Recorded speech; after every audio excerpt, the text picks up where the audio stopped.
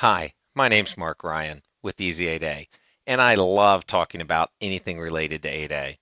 And I regularly get questions about what are these limits on subcontracting? How do they affect what I do? What are they basically? Well, the SBA has recently updated them in May 27th of 23. So I'm going to give a quick overview on what these limits on subcontracting are and tell you what these new changes are. Let's jump into it. All right, so we're talking about what are the limits on subcontracting and how does that affect 8A and really all government contracting. In the 8A program specifically, the SBA and the government, Congress, they're trying to help small businesses. They don't feel like they're helping small business if they're turning around and subcontracting all of it to other companies. Or more importantly, people can really be circumventing the intent of the program by doing that. So there's limits on how much subcontracting you do, and that's the point of these regulations.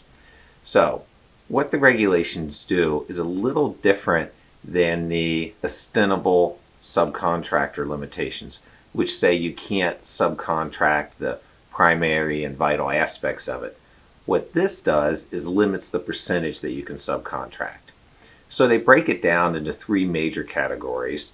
For service contracts, they say you cannot subcontract more than 50% of the revenue of the contract.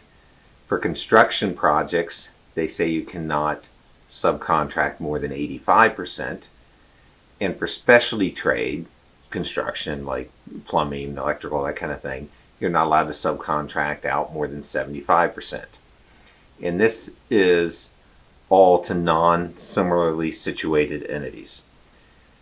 I'll get into that in just a second, but I do want to clarify products. They do talk about products. If you're the manufacturer, then it's 50% of the revenue that you can subcontract. If you're a reseller or wholesaler of the product, then you must be purchasing the product from a small business that is a domestic manufacturer. I don't see much of the product, so I'm not going to talk about that much. So what does it mean to be subcontracting to a similarly situated entity?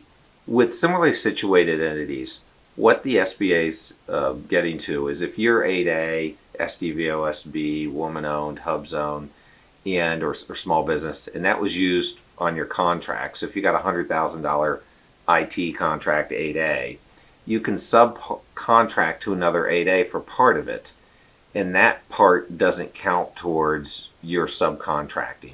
So in the example I just gave, you have to perform 50,000 of it.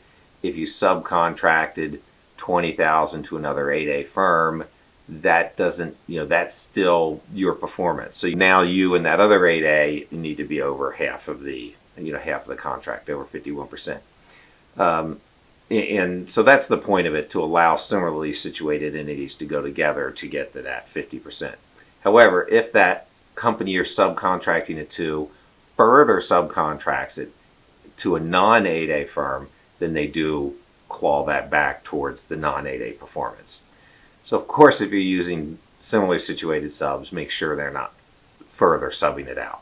So historically, the SBA has been calculating this on a contract year. They want you to have contract year compliance.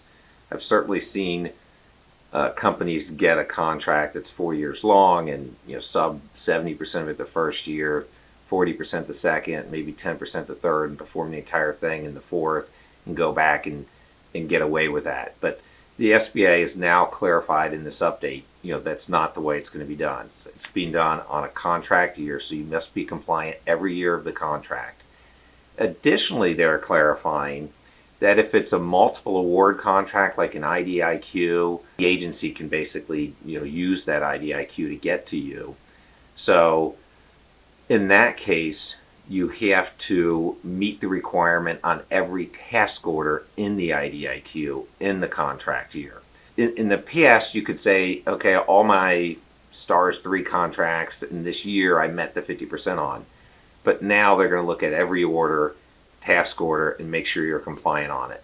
The SBA is doing this basically because it was too hard to audit in the past. Every agency couldn't look at it and say, were you compliant on ours? Because they didn't know if you then were over on others and you overall were compliant. So to make the auditing easier, you now have to be compliant on every task order when you're on an IDIQ. The second significant change that they made is that contracting officers are specifically are now specifically prohibited from leaving positive C.P.A.R.S or past performance ratings on contractors that they have determined did not meet the requirement. So historically, there was really no guidance on this. If you did a really good job and they liked you and they want to give you good past performance, even if they realize you didn't meet the subcontractor requirements, they could still give you good C.P.A.R.S ratings. That's no longer the case. No matter how great of a job you do, they're required to give you a negative C.P.A.R.S if you did not meet the subcontractor requirements.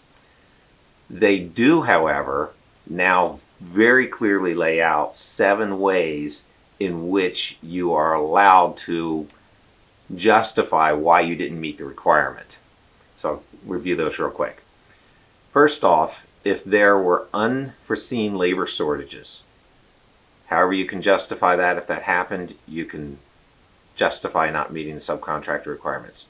Second, if there was a modification to the scope of work of the project.